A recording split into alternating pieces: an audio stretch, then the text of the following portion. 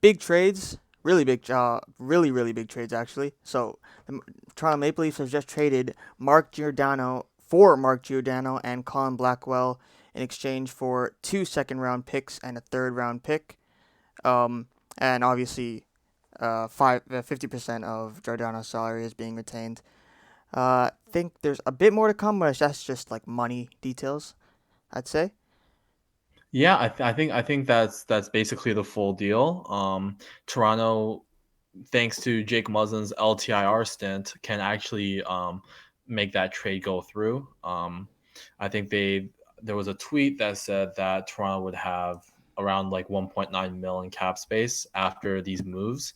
Um, so obviously, really exciting. I think Giordano is obviously not the offensive dynamo that he was back in 2016, 2017, when I think was when he won the Hart, or at least he was a top 5 candidate for the Hart with Calgary. Not that player anymore, right? Mm-hmm. But still, as you can tell, we can tell by his player card here, courtesy of Jay Fresh, his defense has still been very, very good. And you know, I would say last year, obviously, probably his worst season in a couple of years. Both defensively and offensively, kind of regressed quite a bit. But if you look at, I think 2019-2020 season, which was the last season where he was above average offensively and nearly elite defensively, at least according to their EV. Um, Wasn't that the year TJ Brody, the last year TJ Brody was with him, I think so, yeah.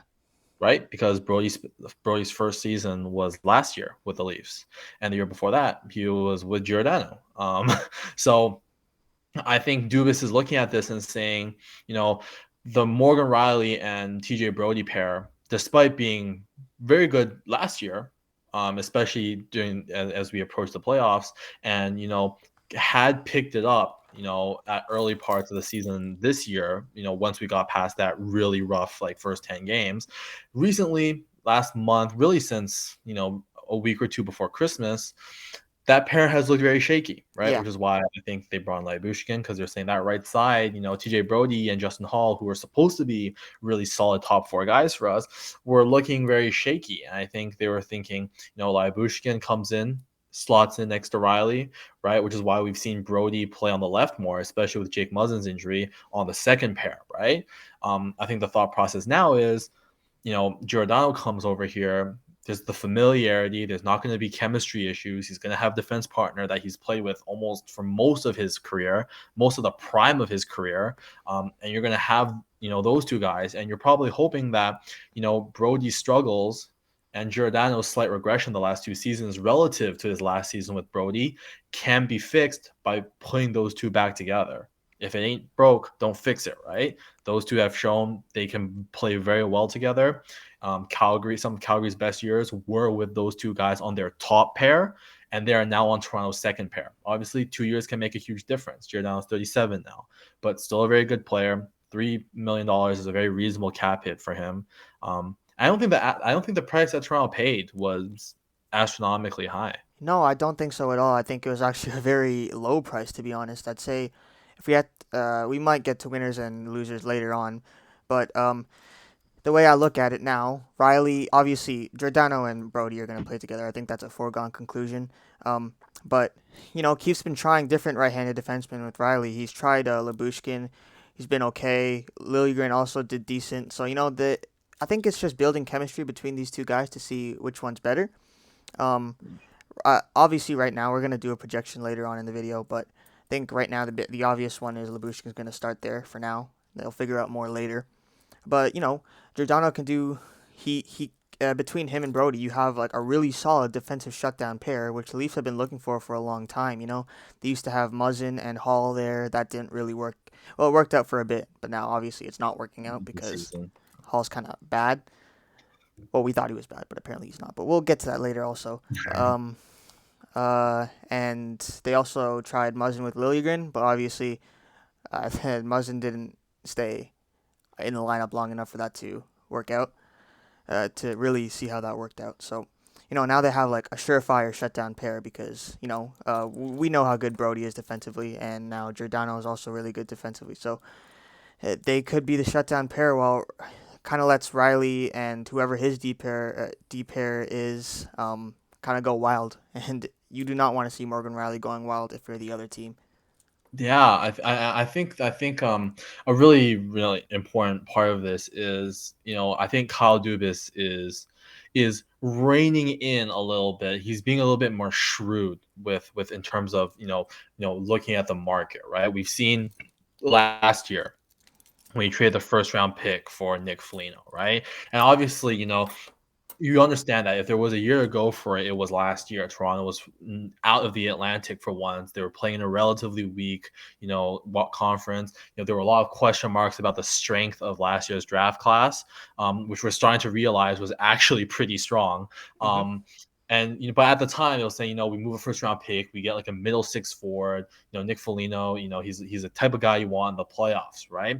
And it came back to bite us because we still lost in the first round, and Corson Kuhlman's was the draft pick that we would have had if we kept that first round pick, and Nick Foligno left in free agency for nothing, right? And obviously, since Kyle Dubas has been here, we've lost a couple first round picks, right? We had to get rid of one to get off Patrick Marleau's contract. That's not really Dubas's fault, right? That's more so Lou Lamoriello signing a 30 something year old, 35, 36-year-old Patrick Marleau to a 4-year deal. Like, what did we think was going to happen by year 3 and 4 of that deal, right? And that turned out to be Seth Jarvis, right? So the Leafs have, last couple of years, we've kind of looking at the draft and saying, hey, there's been a couple of really good players that would really add to this draft, cupboard that we can't have because we've been trying to make a push. Yep. So let's be a little bit more conservative with it, right? And I think Dubas has played the market really well because you're looking at some of these moves with other defensemen like a Hampus Lindholm, right? That Brand Hagel, right? Those are all guys that the Leafs will link to, right? Cost an arm and a leg, right? You look. Dubas was able to look at Mark Giordano and said, "This is a guy who wants to play in Toronto, who has expressed interest in coming home and playing for his hometown team. He's a veteran. He's been in many playoff series. He's pretty physical. His defense has not seemed to regress as quickly as his offense has. He would be a good fit. We need stability on the blue line right now, and because he only wants to come here to Toronto, we can probably get him at a discount. We probably don't have to be like Boston and give up a first round pick, a almost NHL ready / NHL ready prospect in Urho Vakanainen in order to get this guy. And we probably also don't have to pay this guy, 8 years at like $6.5 million, like Boston did with Hampus Lindholm, which is going to Yeah. cripple the cap space going forward, especially in the last 3-4 years of that deal, right? With Giordano, he's already 37. Maybe there's a possibility that, if he really likes it here and we make a bit of a run, he comes back on a cheap contract again, right? Yeah. Because he is a Toronto guy, right? So there's a lot of potential there, right, with this move. And it wasn't just a 2 seconds and a third for, Giordano. It was also for Colin Blackwell, who we're going to talk about in a little bit, right? And Colin Blackwell is also an incredible player. So, I think he played the market really well this time. I don't think that Toronto gave up, too much. I think the real thing with a lot of people that are going to be reacting to this trade is, oh, he's 37 already, right? Yeah. 37, 35, 33, it doesn't matter. Can he play? Can he be a top 4 defenseman for us? The answer is yes, Yeah. he can. And I think that's all that matters right now, right? He's going to be good for us this year. He's probably going to be good for us next year. After that, who knows? Yeah, and I think Toronto's probably one of the only teams that this could have really, really worked out with because obviously he has a lot of motivation to play here, and also TJ Brody. That's another big part. So he could go back to what he was, in these 2 years here. Um, Yeah. and And so, I think the really critical, underrated part of this that Leafs fans maybe haven't really assessed is Jake Muzzin will come back. hmm. And Jake Muzzin is not Jake Muzzin from last year, right? He hasn't been healthy. He's been on and off the ice. But the big thing is when Jake Muzzin comes back, he doesn't have to play a top four role. And Yeah, that's scary because for how many years in the past have we said this Leafs team success is going to rely on if Jake Muzzin can stay healthy on the blue line, yep, right? If the Leafs defense is going to be good, Jake Muzzin has to be there for the full series. We saw what happened to this team after he got hurt against Columbus. We saw that team in game 7 when Jake Muzzin wasn't there, right? This team in the past, if Jake Muzzin's not on the ice for you in the playoffs, a team that is already shaky in the locker room, that is already shaky defensively, completely falls apart, right? You can say, Jake Muzzin was on the ice for the other 2-3 games that the Leafs lost, consecutively. Yes, but Game 7 was also by far last year the worst game that the Leafs have played for sure. in that series. In that series, Game 7 was by far the worst performance, right? And it's not a coincidence that was the one game where the Leafs played without a single minute of Jake Muzzin on the ice, right? Having him now on a third pair role, right, where we can kind of manage his minutes and make sure he doesn't get hurt, right? Manage the workload that he has to take on, where he can be a guy who doesn't play that much 5-on-5, is there strictly for the penalty kill. But if someone like Giordano or Morgan Riley gets hurt, we can slot into a top four role and expect to be successful. I think that offers a lot of flexibility to this blue line and a lot of insurance that we didn't have before, right? Mark, like everyone's talking about how this sad Travis Dermott is gone. Travis Dermott's not a legitimate top four defenseman. No. Mark Giordano is. Yeah, and even if Muzzin, he comes back and he's still not at the level that you want him to be, there's other options. Like Sandin and Liljegren have been really good this year, and if it's worse comes to worse, you have to play one of them because Muzzin isn't at the level that you need him to be at. Then that's not the worst thing. That actually isn't that bad because of we've seen how good they are this year. Obviously, it's not proven, and you'd want to give them a bit more time, but if it comes down to it, I'm not going to be uncomfortable with one of these two in the lineup. So there's a lot of flexibility there. If depending on Muzzin being coming back to the level that you want him to be at or not. So I think that's good.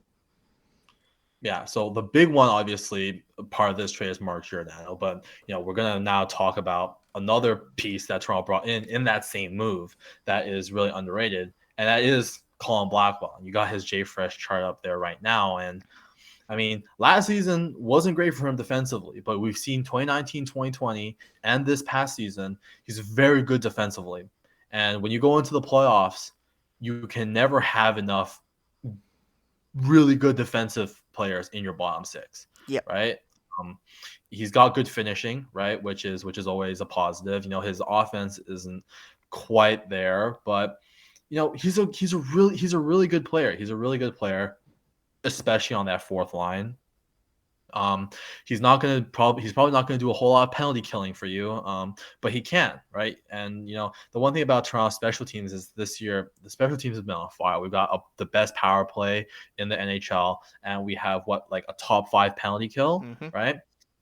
This guy, he probably won't even have to play penalty kill minutes for us, but he could if he has to, right? And he's another guy who, pretty good face-off man, if I recall correctly, and he's versatile, right? You can play him at the center, you can play him at the wing, and those little things, right, can make all the difference, right? Colin Blackwell is going to fit really well in that fourth line.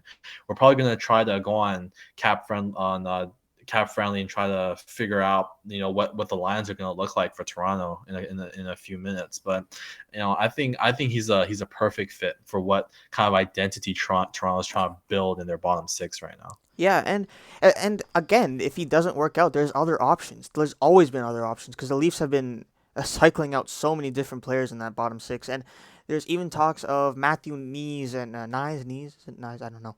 I, And I I say knees, but I think the correct way is actually knives. okay, Someone's told me that it's knives without the V. So okay, all right, mm, Knies. I do the pronunciation. Matthew Nyes and Abrudzetsiev, there's talks about them coming and getting a chance, after they sign their ELC, because, their seasons are starting to end. So, there's a lot of options, even if Blackwell doesn't work out. If if he does, he fits in really well because, he has that center. Jason Spezza has been playing center lately. Obviously, he's a good face-off man, but he's not there defensively. So Yeah, this gives you that option to play someone that's good defensively there. Wayne Simmons also really hasn't been. I hate to say it, but he hasn't been amazing. Um, but health again hasn't really been there. He's kind of been in and out. it's tough. It's tough because Wayne is we want Wayne to be good, right? Yeah, He's another one of those guys who came back to Toronto to try to win a cup. Obviously, has been an all-star caliber level of player. He's a big name. He's a tough guy. Um, but yeah, you gotta have insurance. You gotta have insurance, and as much as we appreciate Wayne Simmons for signing that extension to come here on a cheap contract when he probably could have gotten paid a little bit more, to try to win with this team. The reality is, if this team is going into the playoffs and Wayne Simmons is not one of the 12 best forwards, they might have to make that decision to not play him, yeah, right? Um, it's tough, but I'm sure he'll still get a ring. yeah. If they're able to win it all, right? So, you know, really, it's just adding depth, adding depth. And it didn't come at a cost. At least I don't think it came at a cost. Like what of those 2 seconds and a third actually amounted to Colin Blackwell. So it's not like it's not like the Leafs had to give up too much to just get this extra what's the Depth word for for it? it. Depth forward. Yeah, I Yeah, mean, sure. if you really think about it, if you look at the Sherrod trade, right, and Montreal only had to retain like what 1.7 for Sherrod because his cap hit was 3.5. Hmm. It cost him a fourth round pick, right? That's what reports were saying. Like it was a first and the prospect, um, Ty Simlak, who's really good by the way, but the fourth round pick was for the retention Yeah. basically.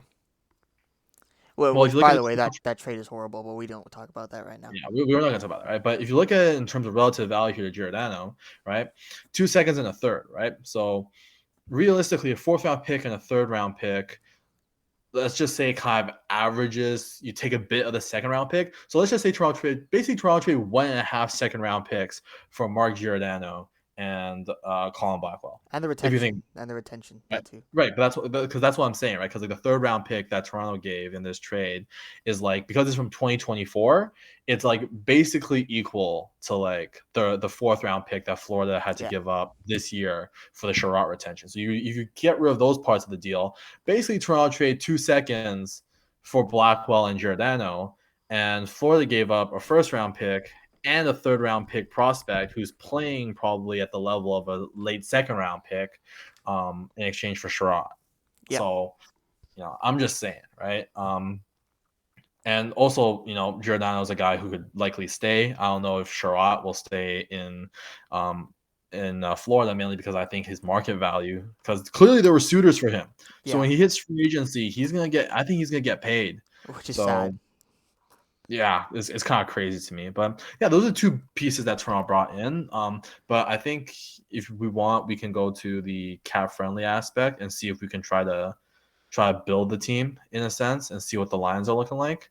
Okay, yeah. How these So guys fit in the grand scheme of things. yeah, we're gonna look at those two players after. But here's Mark Giordano's bit of his micro stats. The big thing, the Leafs are a very big neutral zone team. Hmm. You catch if you let them in on the rush, there's a very good chance they're gonna score because that's just the amount of talent they have. But so the zone exits are really important for them, and uh, this one right here, possession exit rate. As long as you have possession when you leave the zone, I think that's a big thing. And here's Giordano's really good at it. So Yeah. that's one Mhm. thing that I really liked when I first saw this. Zone entries, there he's probably not going to be expected to do a lot of zone entries, but so it's okay that he's not the greatest.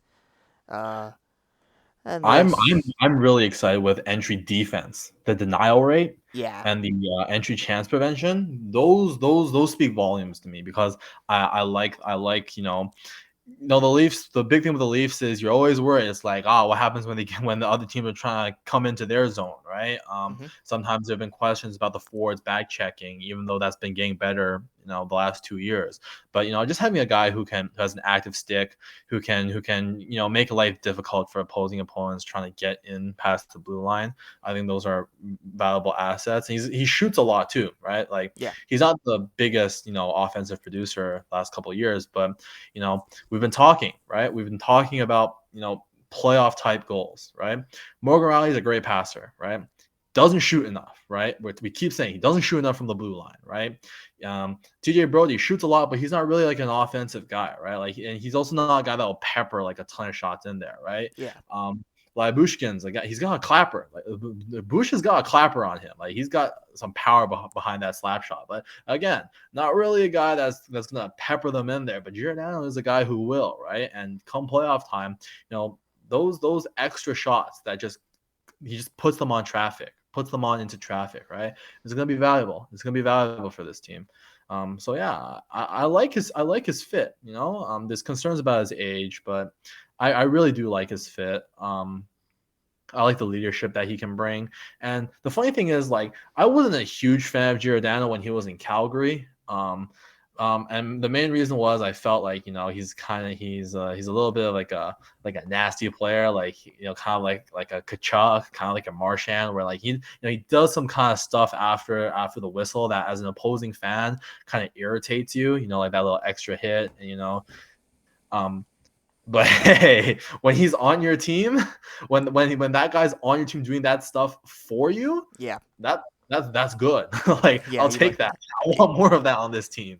Yeah. Um, like that's part of why when I watch like Bushkin play, like I'm like, give me more of that. Like every time he crunches a guy against the boards, or there's a puck battle and he just moves the guy and gets the puck over to Morgan. I'm like, yes, more of that. Yeah. Less of us like having a fire drill in our own end, and more of that, please. Or like when we're in our end, he's just clearing the front of the net for our goalies. I'm just like, yes, give me more of that.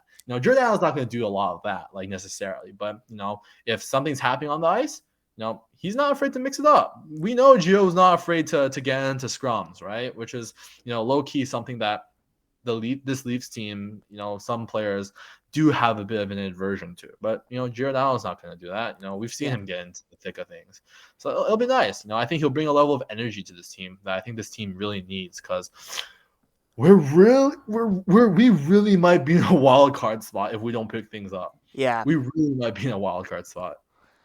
And so having someone like Giordano, someone like that has a lot of leadership qualities, doing stuff like this out on the ice, it's gonna influence the players that are already on the team to do the same thing.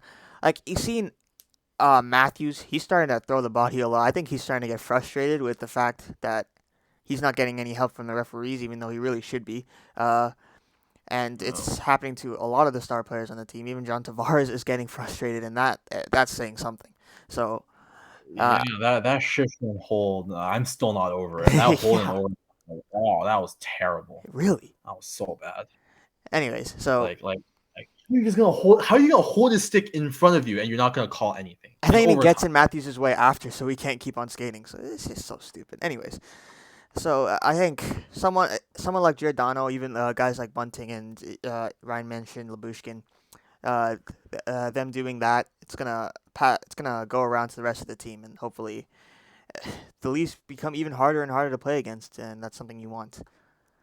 Yeah, I mean, I feel like we've been being this like a like this drum for a while now, right? It's just we want to be a team that's hard to play against. And you know the big thing is, got other Leafs fans mentioned this. Steve Dangle has mentioned this, right? Like there's got to be a team toughness, like it can't be, one or two guys, because the Leafs have guys that we brought in. We brought in Jake Muzzin 3 years ago, and we're like, oh, he's a tough guy that's gonna bring a culture, right? And then we brought in Wayne Simmons last year, and we're saying, oh, this is a tough guy, he's gonna bring a culture. Like at some point, you gotta see the big guys, step up and make some hits. Like when I saw Mitch Marner throwing hits in that Dallas game, I was watching that Dallas. Mitch Marner had a big hit. I don't remember who it Yeah, was against, but he lined up a guy. And I was like, yes, more of that. More, hit him. Hit people. Like don't make it easy on them to play us, right? Because the Leafs that have just kept this reputation of being, a finesse team, right? Finesse doesn't win you games in the playoffs. Teams like Tampa have figured that out, which is why they've developed this more rugged style of game, right? Which is why Kucherov has changed his game to, he's so talented. No one's gonna tell you that Nikita Kucherov is not one of the most talented players in the world, but he has that little bit nastiness to him as well, right? Brandon Point is a hard worker. He's always been a great hard worker. It's just really good two-way forward, right? Matthews is that two-way forward now, right? Like you're looking at the way. Now we just need other guys like Marner, Nylander, Tavares. Like you guys have to, like when when you're back checking, it's not enough to just, like play a little bit with the stick and like pretend that you're trying to poke or get like no, like you gotta get back, right? You gotta get a stick in there. You got like hook him a little bit if you have to, right? Like the refs clearly aren't going to call things in the playoffs, right? If other teams are going to get away with holding you and hitting you after you let the puck go, and like obstructing your ability to get back on defense, and refs aren't going to call that in the playoffs, you gotta do it back, right? You have to play that game, right? And this team has to start making that mental adjustment now, because it's not just going to come on a dime in the playoffs, right? Yeah. They're not just going to realize, oh, that's not a hook anymore. Oh, I have to like start playing these little games myself. Like it's not going to be automatic, right? This is why you have to start that culture change has to start now. We Yeah. have to be more nasty. We have to be stronger on the puck. And yeah, we're gonna have to play a little bit chippy sometimes, right? Yeah. Which is why the Dallas game was nice. I like the Carolina game gave me a lot of positives where it showed us that we could win, even if we weren't really dominating offensively. The Nashville game, we're not gonna talk about the Nashville game. That was kind of a brutal way to head into deadline weekend, but you know Yeah. I think this move is an overall positive. Yeah. I don't think we can go too much for it. Yeah. So let's get to these lines. So we're on Cap Friendly. Everyone loves Cap Friendly. They're literally amazing. Yep. So I think it's pretty obvious these two are staying the same. Where is he? He's going up there. Bunting's gonna go on that first line for sure. Tavares, Nylander, I think Kasha. Kasha may be injured though. goes That's up the there big on thing the now. second line. Yep.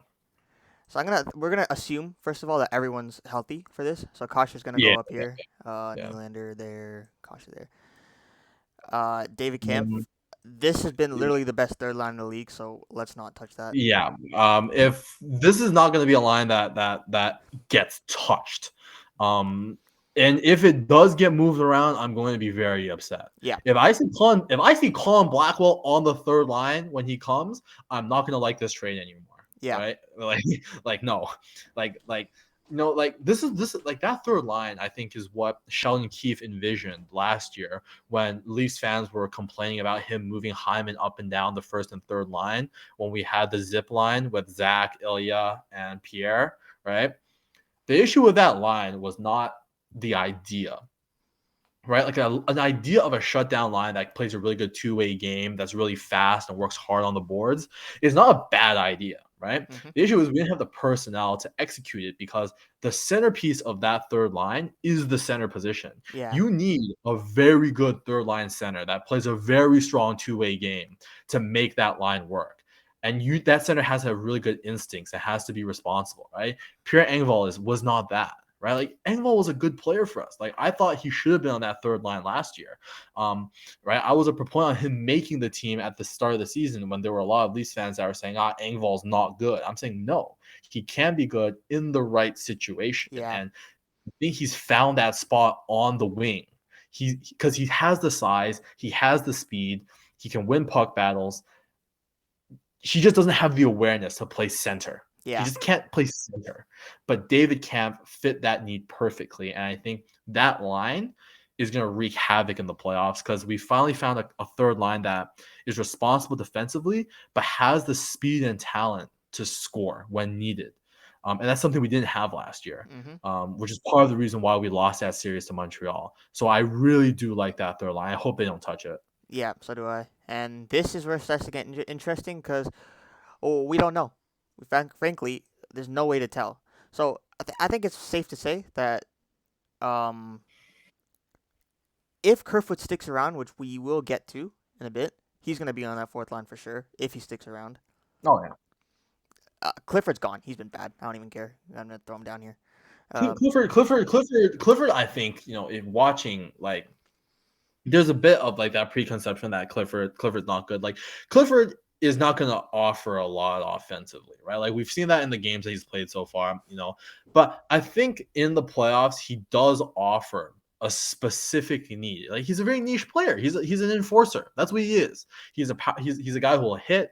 He's a guy, but he's kind of surprised me. He plays low event hockey, which is like counterproductive because counterintuitive because you think of a guy who's a grinder, who hits, who talks. You would think he plays a loud game. The thing with Clifford is I think his game, at least in the past couple of games before we've sent him down on waivers, is it's been low event hockey. And he's not been great, but I don't think he's necessarily been terrible. And I think that if he had to play in a playoff game, let's say there was a freak incident where 3 of our players went down, and Kyle Clifford had to play on our 4th line for a couple playoff games. It wouldn't be the end of the world, I don't think, because I think he's good enough to be a 4th liner. Yeah. It's just I don't want him to have to be the 4th liner, But again, for sure, you're right. He's going to be a guy. There's a reason why the Leafs put him on waivers. I wouldn't be surprised if someone claimed him off of waivers and we lose him. And if we do, he's a physical presence. He's a big body, but it's not the end of the world. It's not the end of the world to lose a player like him. Blackwell's better. So yeah, not the end of the world. That's if he clears waivers, though. Yeah. If he doesn't clear waivers, but if he clears waivers, then he's a perfect guy that we can bring in if As like a 16th something's forward. yeah, like if something's not working, right? Like if we play, like let's say we play Boston in the first round, right? And let's say Boston is mauling us, and they're ragdolling us across the ice. Charlie McAvoy is doing what he did against Minnesota a couple nights ago on Toronto, just hitting everything in sight, and we're losing the series, right? Yeah. We can call Clifford. Yeah. Put a line of Wayne Simmons, Kyle Clifford, and you know what? Bring back Scott Sabrin. Make that the 4th line. Tell Jason Spezza you sit a night off, right? And then put like Giordano and Lyubushkin on defense, right? Boom. There you go. Set just a pure for one game, a set the tone line, right? It's not the end of the world to have a guy like there are worse options for your 16th forward, Oh yeah, like 100%. just you can bring up if you need to, right? So yeah, I think the real interesting piece is where Alex Kerfoot fits into all of this because Kasha's played so well. I don't think that he's going to lose a roster spot. Wayne, obviously, we've mentioned hasn't been great, but he's got a no trade clause, so we're not moving him anywhere. And he's at the end of his career. He's a Toronto boy. It'd be a hard sell, to put him to scratch him in playoff games.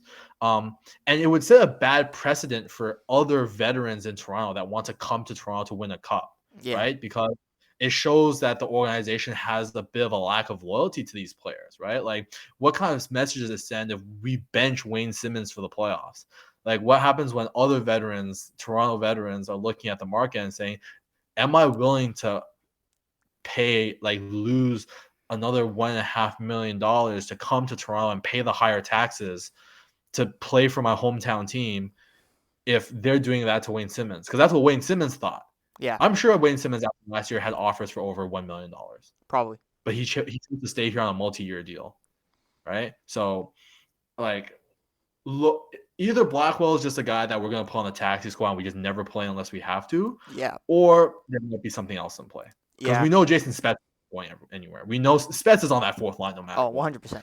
Not even a question. I think Kerfoot's an interesting piece.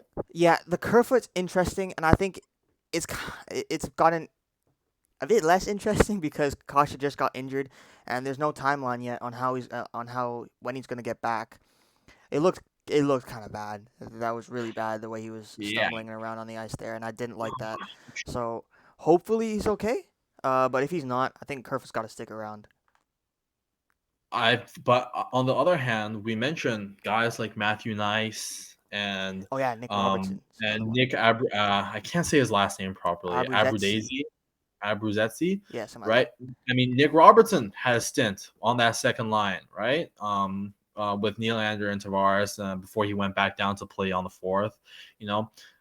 Toronto has shown they're not scared. They're not scared to play a young guy in the top 6 with Nylander and Tavares and hope to strike gold. And the really interesting one to me is Matthew Nice, because I think he's NHL ready in terms of just his build. He's Matthew Nice is like 6'3", he's like 190 something pounds, right? Like body wise, he's ready. I think Matthew Nice could play NHL playoff minutes if he had to, right? I really think that because he's got the build. He's a power forward. He's strong on the puck. Um, the issue is, does Toronto want to play him there? And that's why I think over this next stretch, I think they're gonna sign him to the LC. I think they signed him to the LC. I'm not sure if Not they've yet. signed him yet. Not yet, right? But they probably will.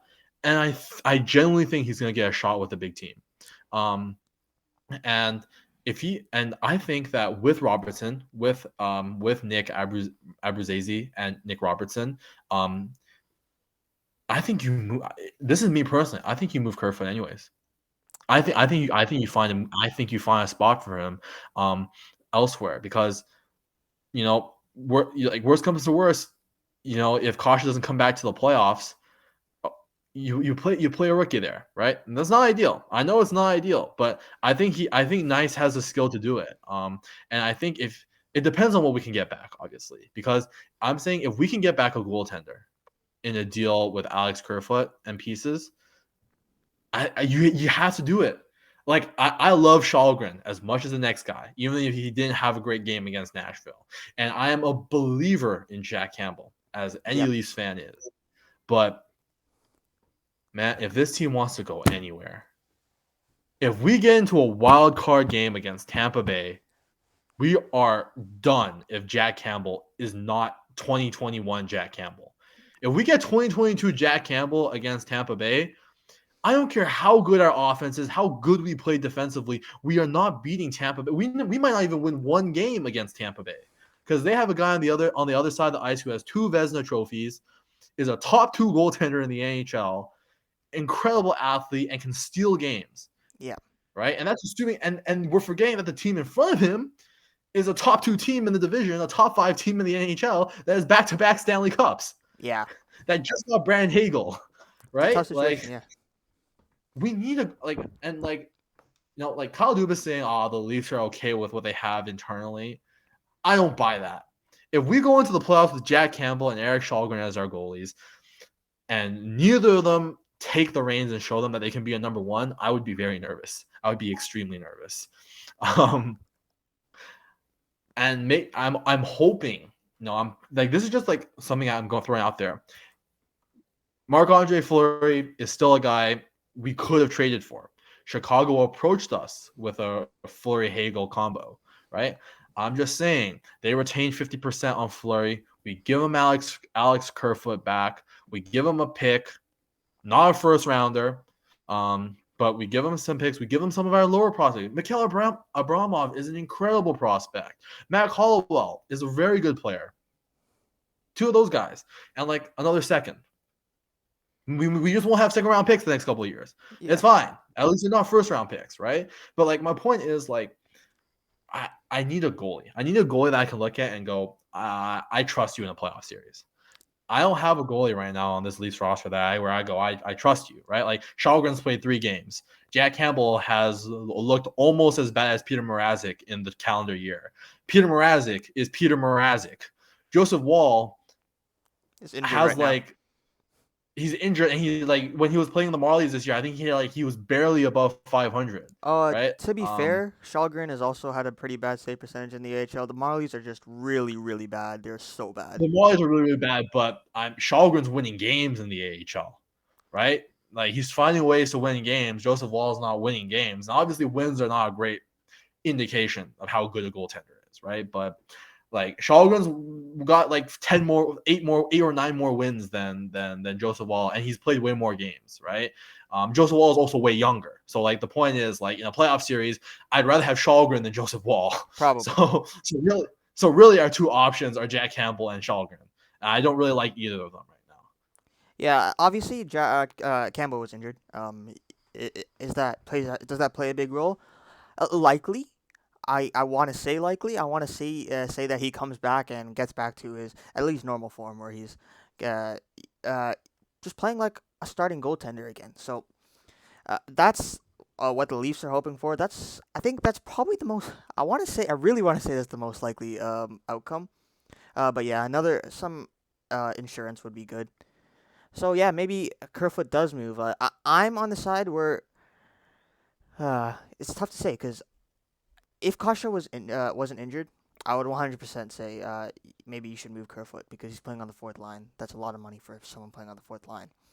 But now that he's not, I feel like Kerfoot's proven himself there. Where Nylander, Tavares, and Kerfoot at one point were a really, really good line, and I think right now it's the line drivers obviously are Tavares and Nylander, and they have staggered. They have not been that great lately. Um, so it's on them. You could probably play anyone beside them. Um, be it Kerfoot, be it Kasha, be it Knees, be it freaking Robertson. Um, that line isn't gonna change too much based on who you put there. So, I wouldn't be mad at all if Kerfoot got traded, especially if the return If is I'm being respectable. honest, a line I really want to see Sean Keefe try at some point after this trade deadline. Bunting, Matthews, Hmm. Nyes, Nylander, Tavares, Marner. That I would just be want to something see it. crazy. That'd be crazy because I Matthews just doesn't want to see need it. Matthews doesn't need line mates. Let's get that straight. That's what I'm saying. Like Austin Matthews, in my head, depending on how much you value offense, is the best player in the National Hockey League this Oh season. yeah, And the reason the offense is because even though Matthews scores an insane amount of goals, Connor McDavid is probably still the best offensive player in hockey right now. But if you value the defensive side of the ice and the offensive side of the ice like 60-40 or 50-50, Austin Matthews is the best player in hockey right now. oh yeah, I don't think he needs Mitch Marner. On the other hand, I think John Tavares right now really needs Mitch Marner. yep. Some of John Tavares' best hockey was the last two games when Matthews was suspended Hmm. because he got to play with Mitch Marner and Michael Bunting, right?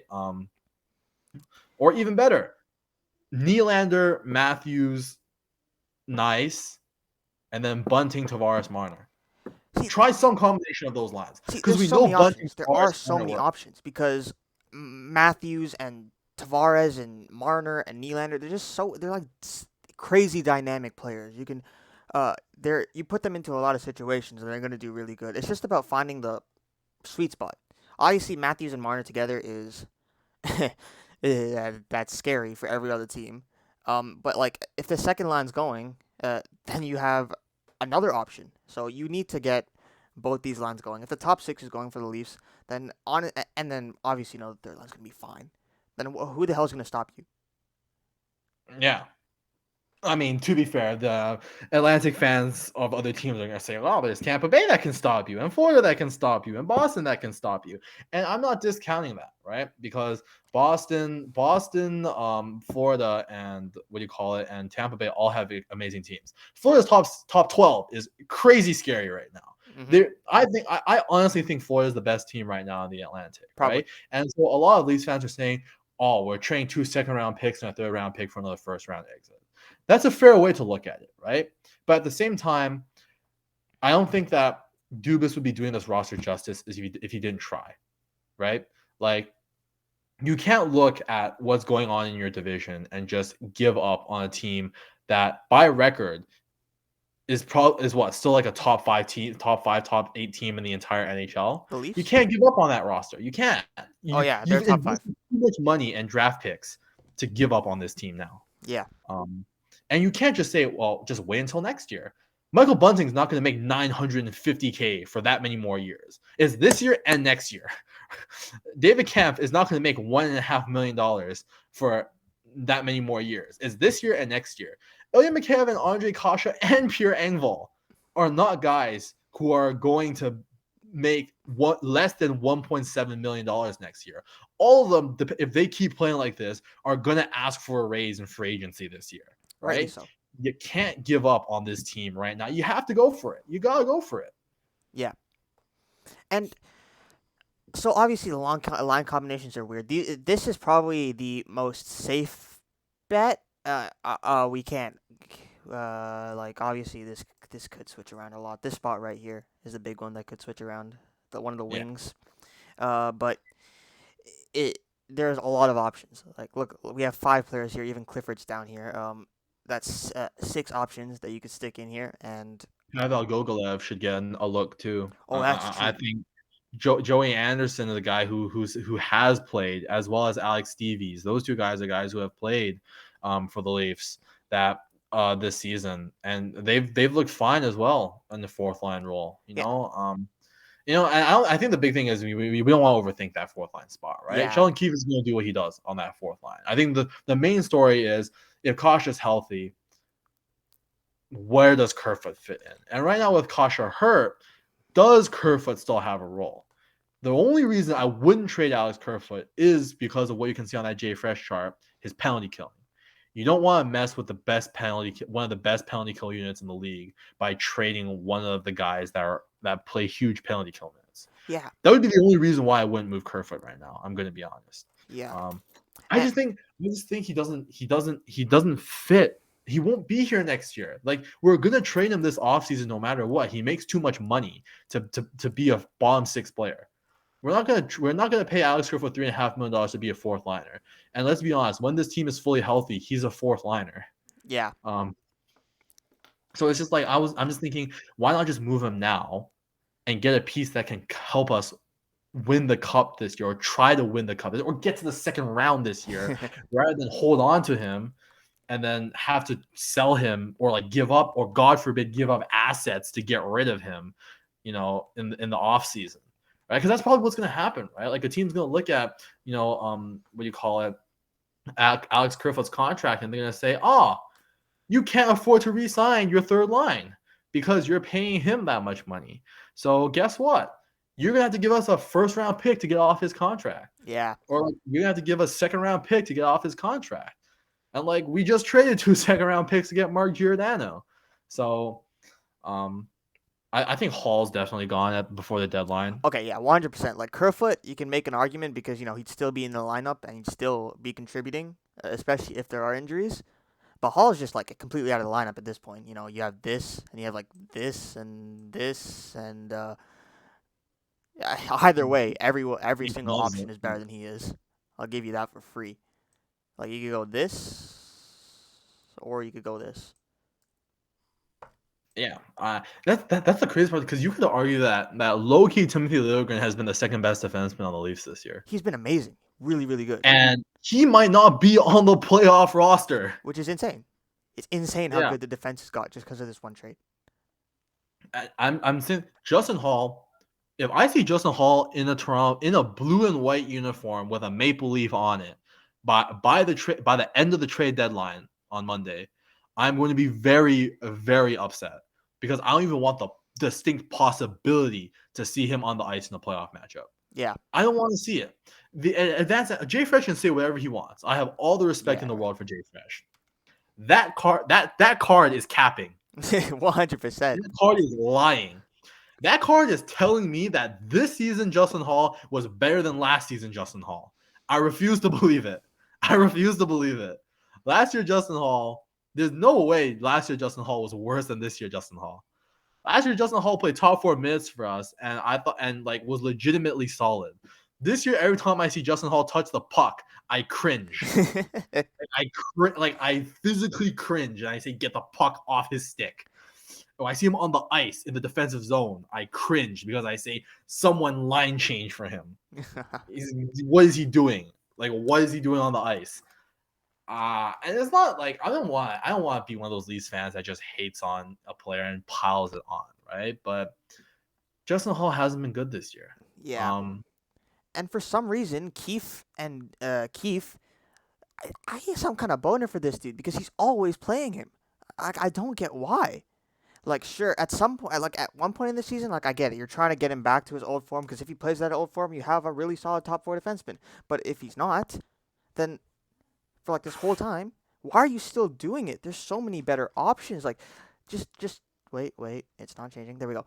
See, just look. Better younger options, and it's just and Dermott was there too at some point. So like, why? if like when the dermatologist pairing was a thing in the Marlies a couple of years ago, I was legitimately excited for that pair.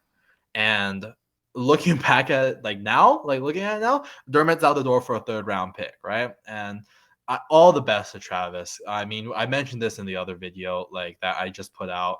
He's a great player. He clearly loved to be a Toronto Maple Leaf, and it sucked to see him go. Um, and just like how it's gonna suck to see Justin Hall go, in the sense that he did have 2 really good years with us. Justin Hall was a really good defenseman for the Toronto Maple Leafs for 2 seasons, Yeah, but it, he's got to go. he He's does. he's he's he's the eighth defenseman on this roster, I would and he's even not. argue. I would even argue. Where's his name? Philip Kral is better. I would even say that. Maybe.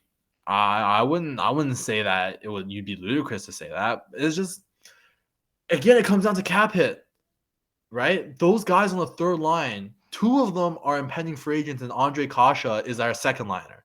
Those guys are going to be asking for raises, right? We can't pay Justin Hall $2 million to be the eighth best defenseman on the team. So, boys, we've been going on for a pretty decent amount of time. There is a lot more that we do want to talk about, but I think we're going to record a Leafs Town episode tomorrow after the trade deadline, and we'll Yeah, get to that after. I think we'll talk about that after because we've been going for a while, and this is yeah, very long for a trade review. So, yeah. Well, we'll probably have a more holistic view of what the Leafs roster will look like by then, and oh yeah, if Dubas makes any other moves, hopefully a goalie. yes. Um, so yeah. All right. Thank you everyone for listening to this very long trade review, and we will see you next time.